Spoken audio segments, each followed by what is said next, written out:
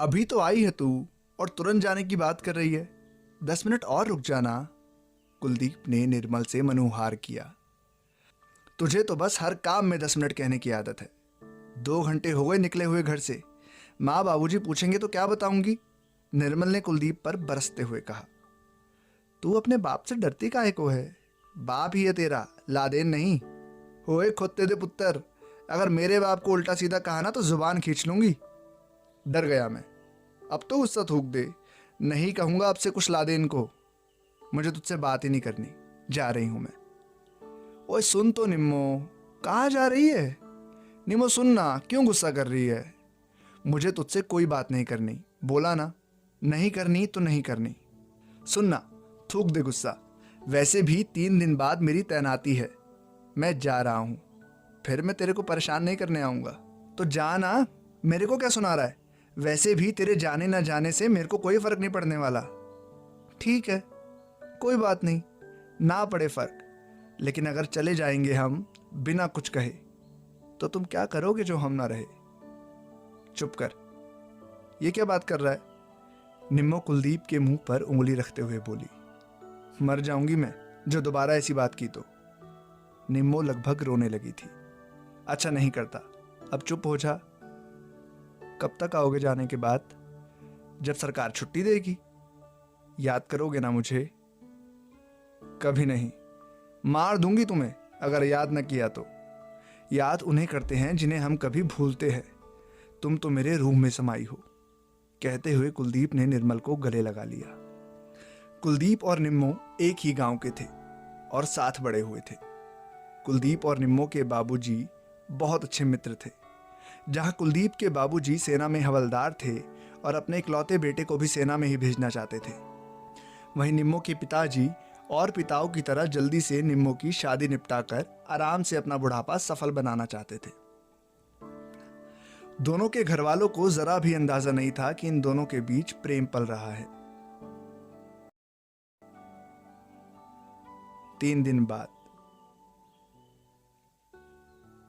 3 दिन बाद कुलदीप अपनी तैनाती पर जा रहा था।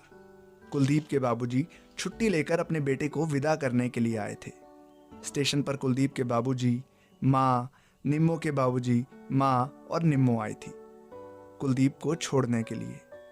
ध्यान से जाना बेटा और बराबर पत्र लिखते रहना, कुलदीप की माँ ने गले लगाते हुए कहा।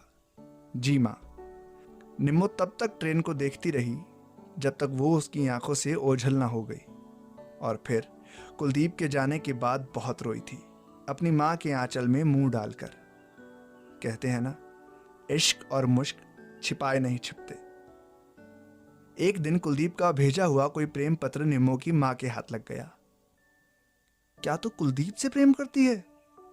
नहीं तो आपसे किसने कहा? इसने, पत्र दिखाते हुए माँ ने कहा।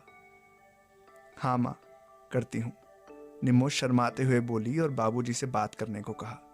थोड़ी सी झिकझिक के बाद दोनों परिवार वाले दोनों की शादी को तैयार हो गए और कुलदीप तक ये संदेश पहुंचा दिया गया और साथ में छुट्टी लेकर घर आने का हुक्म भी दिया बाबूजी का। 10 दिनों बाद जब कुलदीप घर पहुंचा तो दोनों की शादी तय कर दी गई और तय हुआ कि कुलदीप की अगली छुट्टी में उन दोनों की शादी कर दी जाएगी। मात्र 2 ही दिन की छुट्टी मिली थी कुलदीप को, तो इतने कम समय में शादी करना मुमकिन नहीं था। 2 दिनों की छुट्टी के बाद कुलदीप वापस चला गया। इधर निम्मो दिन रात कुलदीप के ही ख्याल में खोई रहती थी और जब कुलदीप का पत्र आता था तो उसके चेहरे पर रौनक आ जाया करती थी। कोई संचार सुविधा ना होने के कारण पत्र ही दोनों के बात करने का जरिया था। निम्मो कुलदीप के लिखे हुए हर पत्र को अपनी जान से ज्यादा संभाल कर रखती थी। प्रिय निम्मो, जान है तू, मेरी जहान है तू, कैसे कहूं मेरा दिल का अरमान है तू। जिंदगी में आती हैं बहुत मुश्किलें, मेरी हर मुश्किल का समाधान है तू। ऐसे शब्द निम्मो के दिल को बाग बाग करते हुए कुलदीप के लिए प्यार और ज्यादा बढ़ा देते थे।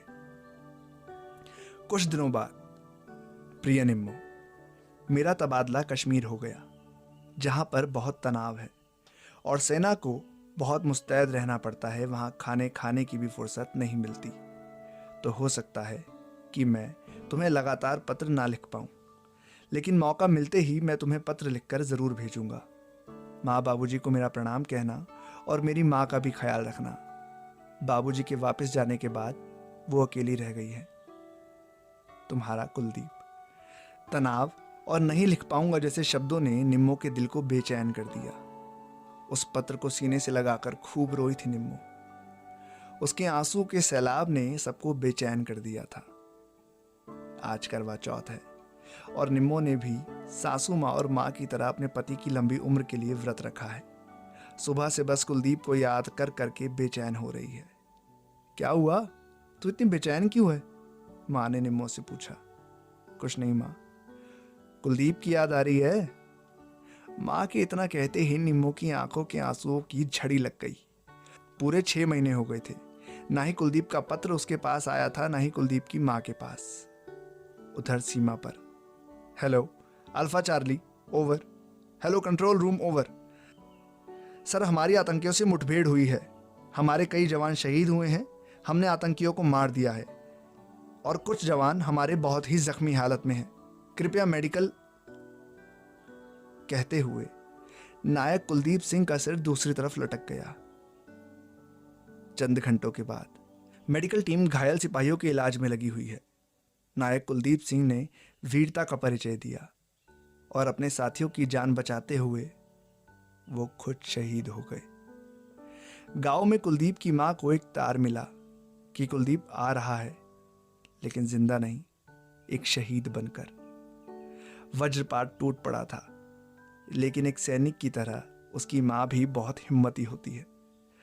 लेकिन कैसे बताएगी वो निम्मो को कि जिसकी लंबी उम्र के लिए करवा चौथ का व्रत रखा जा रहा था, वही आज उसे अकेला छोड़कर इस दुनिया से चला गया है। सेना की गाड़ी आ गई है। तिरंगे में लिपटा कुलदीप का शव अंतिम यात्रा के लिए जा रहा है। बाबूजी कुलदीप को मुखाग्नि और साथी सिपाही उसे गार्ड ऑफ ऑनर दे रहे हैं। और निम्मो बेसुध सी बैठी पथराई आंखें लिए बस यही सोच रही है, वे चले गए बिना कुछ कहे कि तुम क्या करोगे जो हम न रहे।